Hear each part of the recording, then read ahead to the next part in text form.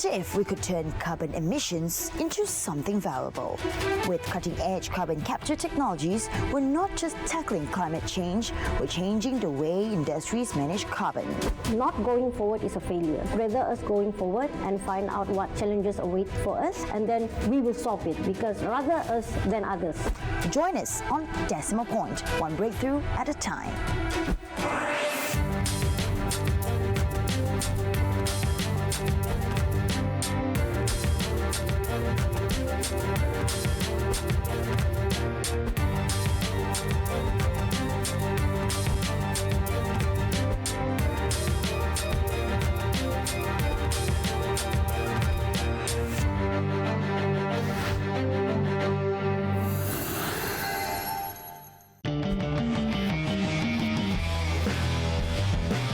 In 2023, Malaysia's Ministry of Economy unveiled its National Energy Transition Roadmap, or NETR, a bold plan for a sustainable energy future.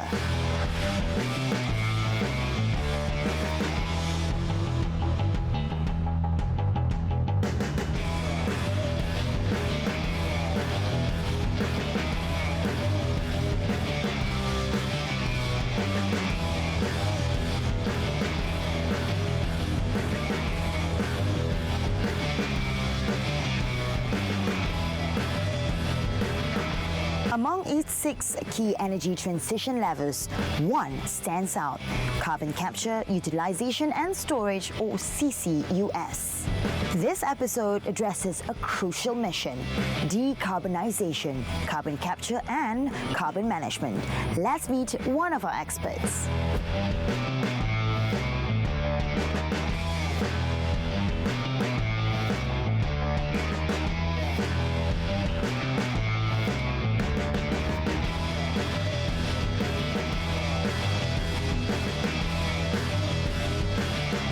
We understand it's a very important agenda to achieve net zero carbon emissions by 2030, and also one of the visions of our Yang Amat Berhormat Premier Sarawak as well. Now, in line with this, in the National Energy Transition Roadmap, now can you elaborate a little bit further, as we know that this is being one of the 6 key energy transition levels, Doctor? So for the NETR, we have they have announced that Malaysia will have 3 hubs, 2 in Peninsula and 1 in Sarawak.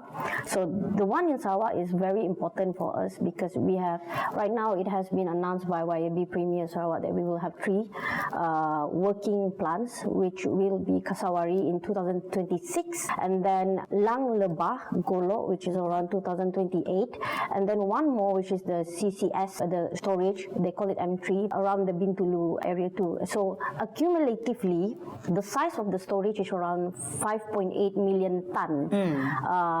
And then by 2026, which is the Kasawari, when it's online, it's going to be 3.3 million ton. And then what is the significance of the ability to store 3.3 million ton is that right now the largest working plant is in Australia, Project Gorgon, or the Gorgon project they call it. That's the largest, with the storage around 4.0 million ton CO2 storage.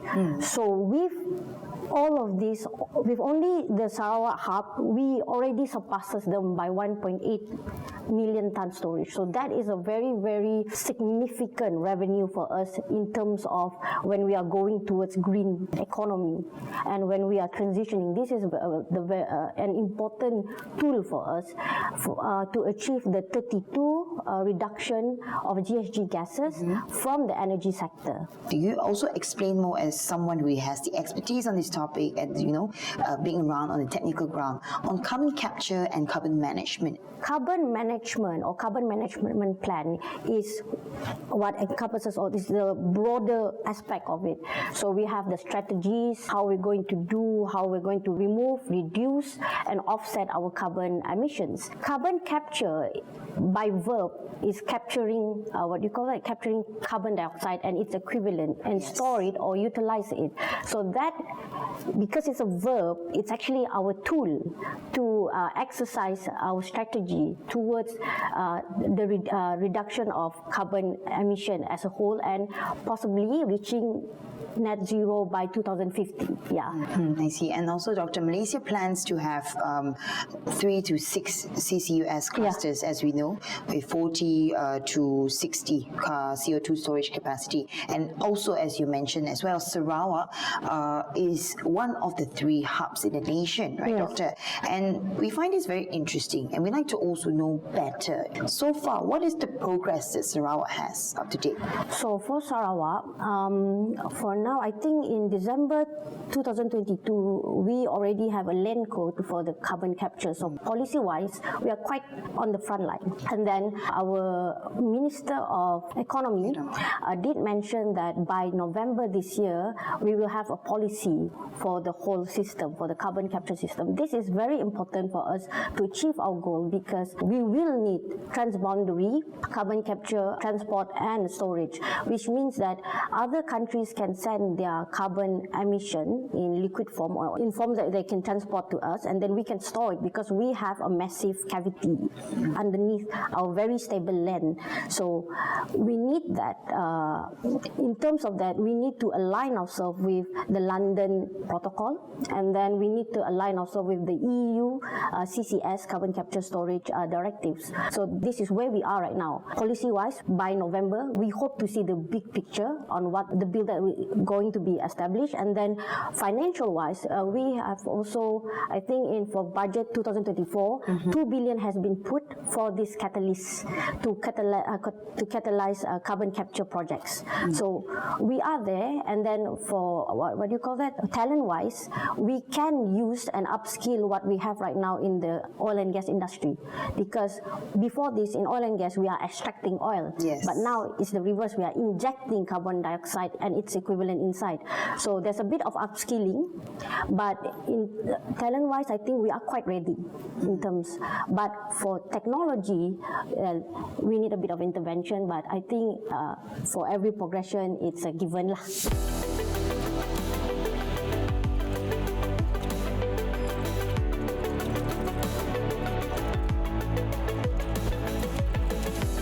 In your recent works, Doctor, you have any recent or current research or works that you have seen or you can share with the audience as well? I'm quite active with the the SMEs around rural areas. So we work with smoke machine for ikan salai Sesar Unjur. Sesar Unjur is smoke shrimp. It's the legacy for Sarawak. So the problem with this is that if you smoke something, there's bound to be emission. So my project is not what you imagine the power plant would be, the stereotypical power plant. My CCS is actually a small machine around 140 centimeters height, so that we can directly catch the carbon dioxide from the air exhaust, and then we reduce it around 37 and 45%, and then the extracted carbon dioxide is in the form of carbonic acid, which is a very weak acid and is a good carbon booster for hydroponic plant and things like that. And we tested it. So for certain plant, the rate growth is around 3 times better. So this is the kind of project that we work with small SMEs and local SMEs in the rural area. And I think our pilot one, which is funded by Mimos Berhad, the smoking machine is funded by SDEC and WWF. So this combination allowed me to test my pilot CCS on the ground, I think in Belawai. And in our conversation also, you mentioned it's called Doomster. Yeah, it's called Doomster. Why Doomster particularly? Doomster is a bit of my characteristic. I like to play a bit with fantasy. So it's a Doomster. It's a troll actually that eats carbon dioxide. That's the image. It's a very cute round troll.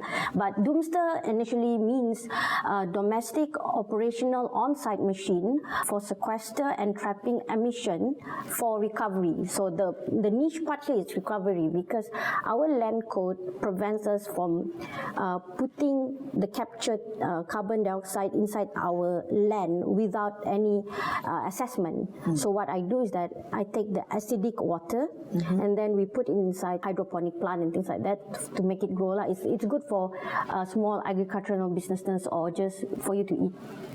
Doctor. Now, you talk about CCUS. I think putting a lot of places on the roadmap, for example, China, India, and the Gulf countries, they're considered a very big player in CCUS as well, due to its commercial and industrial, and as well as involved a lot in cement. So, from all these and the collaborations that you have, Doctor, why Sarawak particularly should be placed on the map as well? Okay, why Sarawak? Just why not, right? Why not? Because Sarawak, we are actually blessed to be in a land. We have a lot of gas, of course, and then our history with oil and gas, we have a lot of cavity, a lot of aquifers, a lot of space for us to store carbon in. And we are at the Sunda land, which is quite a stable area. Generally speaking, we are one of the most stable place in the world to do this activity. So we can inject in and then nothing, inshallah, will happen to us. So if we have that, why not we move forward with the agenda? By hook or by crook, we have to store or we have to take away carbon dioxide from our atmosphere, because right now our carbon dioxide levels has increased our temperature to 1.47 when it is decreed by the Paris Agreement that we must control it below 1.5 degrees Celsius.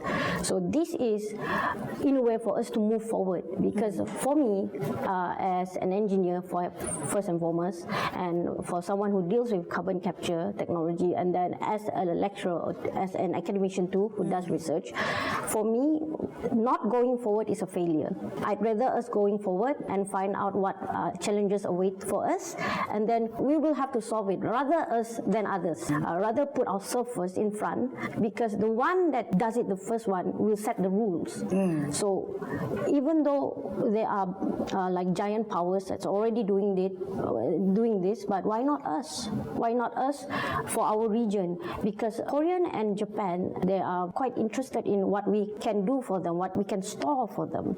So like we say, we are blessed with a very good biodiversity, and our geological condition is quite stable to do this business. So we have to go with what we have, and then we have to play the big guns now. We are them. We are the future. So for me, it's that. 1 ton of carbon dioxide is around 5 to 100 USD dollars. So with our capacity, at least from the Sarawak hub itself, which is 5.8 million tons. So you can see that the money coming in is around 5 to 10 billion ringgit annually.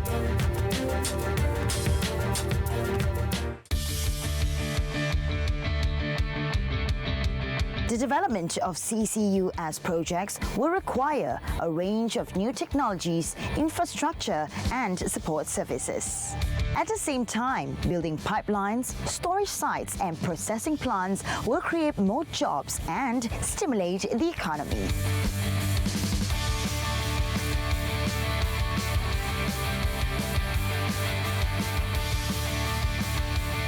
Now, according to the Ministry of Economy, it has been quoted as saying that a successful bid for CCUS will place it on the map of the world and also secure the nation's economy. Now, with all this being said, having this pot of gold that we are standing on, what do you have to say to comment on that? Okay, the pot of gold is actually a direct quote from our Minister of Economy.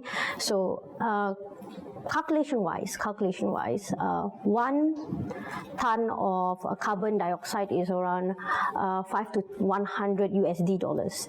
So with our capacity, at least from the Sarawak hub itself, which is 5.8 million tons. So you can see that the money coming in is around 5.5 to 10 billion ringgit annually if they are going to rent a storage here. So that's one part of it. And another one is that we can see that there's these hibiscus, hornbill projects and things like that, which will be directly or indirectly working along with the CCUS project.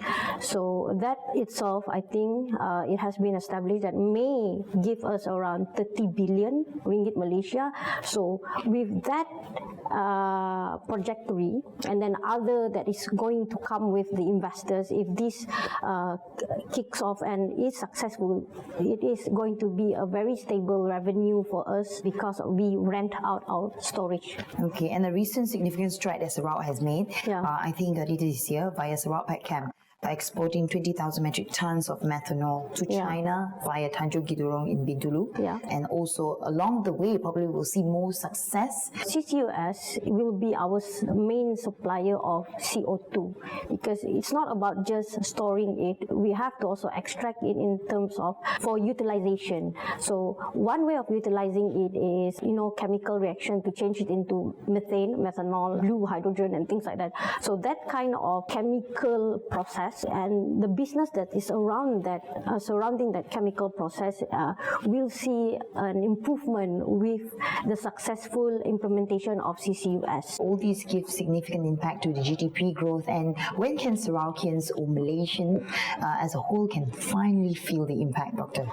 The impact actually, if we look at simple calculation, we can feel it around 2030. So I'm not an economist. I have to declare that. I am an engineer, but we do do our own calculation through this. So it's a simple calculation, meaning to say that without CCUS, from our historical GDP growth data, we will see a growth of 4%. So towards 2050, we will get a growth without CCUS, right? 1,200 billion GDP growth. But then with CCUS, that's a plus of 250 something billion.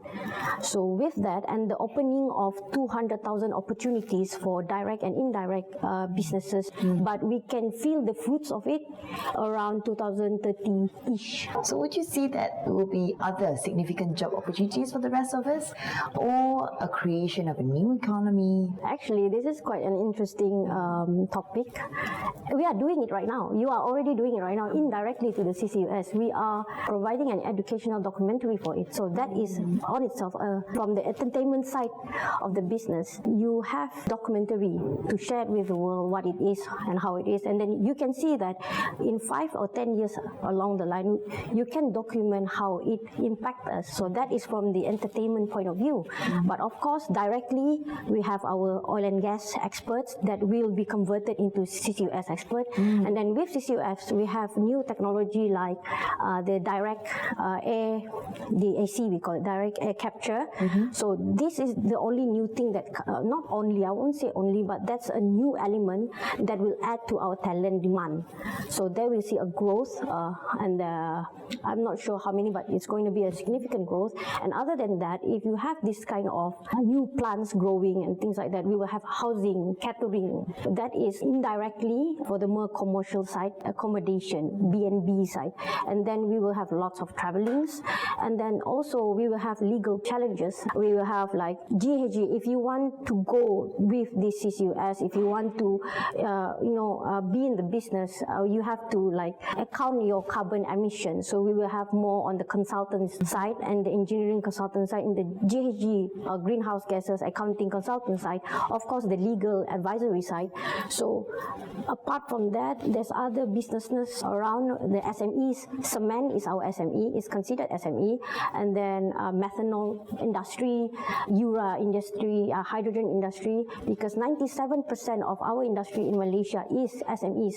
So this contributes to our industry process and products, IPPU sector will grow together. So this is where we see the 200,000 works, and of course unmanned monitoring system like drones, and on clouds for real-time monitoring system for the leakage and things like that. So we come from every point of view for just this one project. So it's just not just the technical side, it's also business-wise and safety, medical, occupational and safety.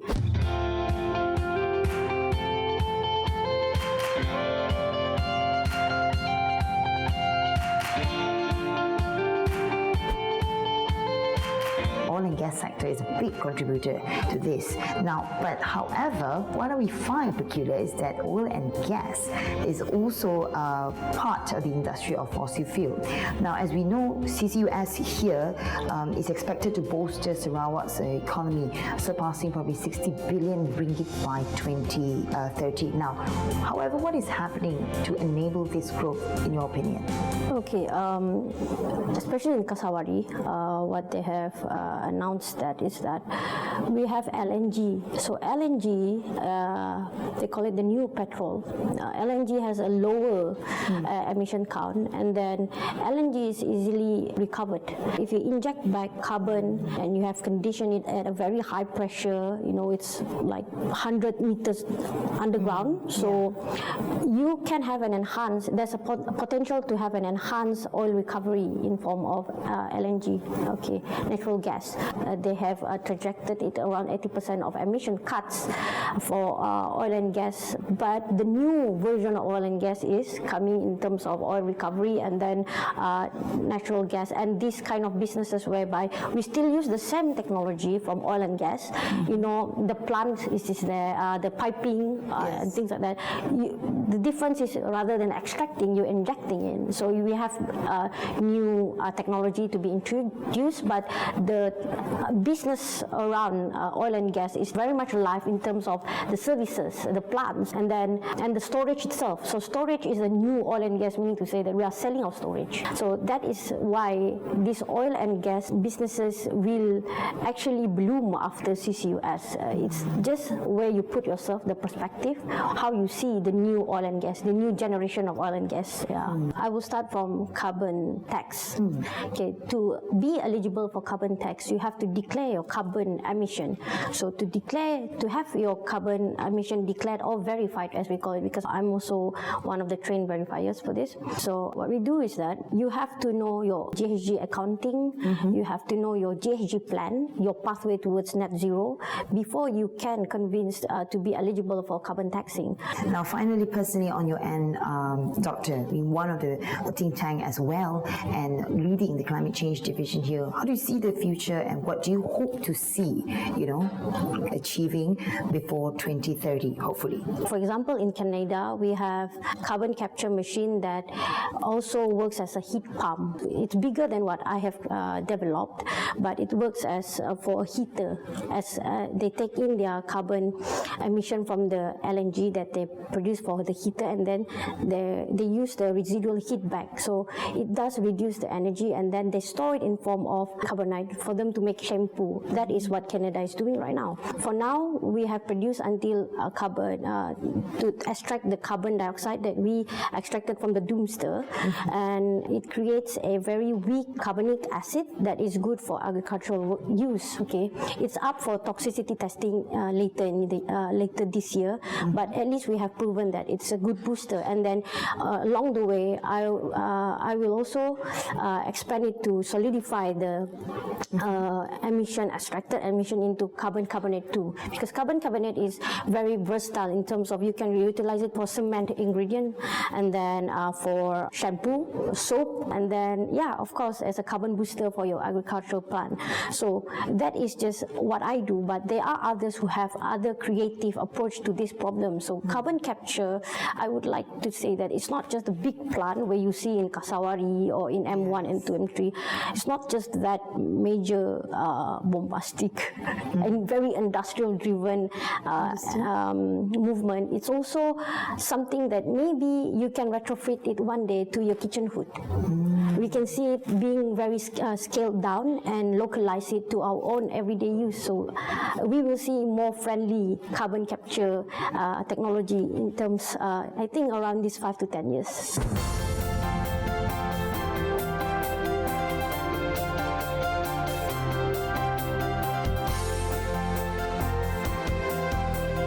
As we learned, Sarawak has been identified as a potential CCS hub in Southeast Asia due to its large geological formations suitable for CO2 storage. Through initiatives like the Kasawari CCS project, Sarawak is transforming its industries and helping Malaysia achieve its carbon neutrality goal by 2050. Stay tuned for more exciting economic missions on Decimal Point.